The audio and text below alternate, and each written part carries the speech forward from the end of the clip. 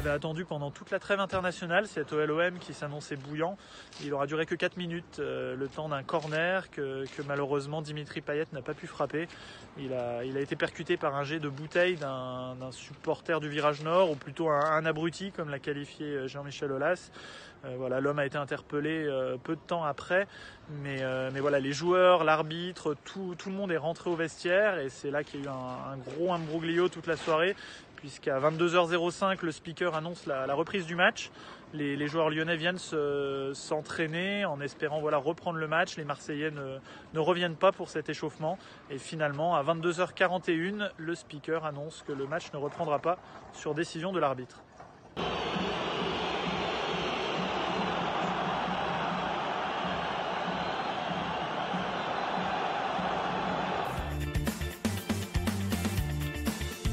Forcément la question que tout le monde se pose ce soir, parce que il y avait 56 000 spectateurs au Parc OL ce soir, et les tribunes se sont vidées peu à peu au bout de 2 heures d'une grosse mascarade. En fait, on n'en savait rien. Il y a eu une image absolument horrible renvoyée par le football français ce soir, sur coup de reprendra pas. Il y a eu des échanges de communiqués entre la LFP et la préfecture du Rhône, chacun estimant que c'était à l'autre de déterminer qui devait reprendre le match. Après, Jean-Michel Aulas a chargé également la pression qu'aurait pu être mise par les joueurs, les dirigeants marseillais sur la décision de l'arbitre Rudy Buquet. Et Rudy Buquet, lui, a dit non, ma décision sportive a toujours été d'arrêter le match dès le début. Donc voilà, la question est de savoir pourquoi le speaker a annoncé à 22h05 que ce match reprendrait.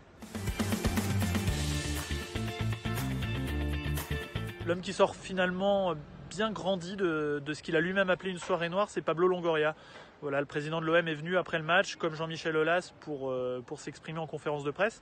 Et il avait toutes les raisons, après les incidents qu'il y avait déjà eu contre l'OM à Montpellier, à Nice. Il aurait eu de vraies raisons de demander les 3 points, de demander une défaite sur tapis vert pour l'OL. Et non, pas du tout. Il a pas polémiqué, il n'est pas rentré là-dedans. Lui, ce qu'il a simplement évoqué, c'est qu'il faudra avoir une réflexion pour enrayer cette dynamique qui pourrait être dangereuse, donc en évoquant la situation dans les tribunes, tout en rappelant que le championnat de France s'est nettement amélioré. On est complètement d'accord avec lui.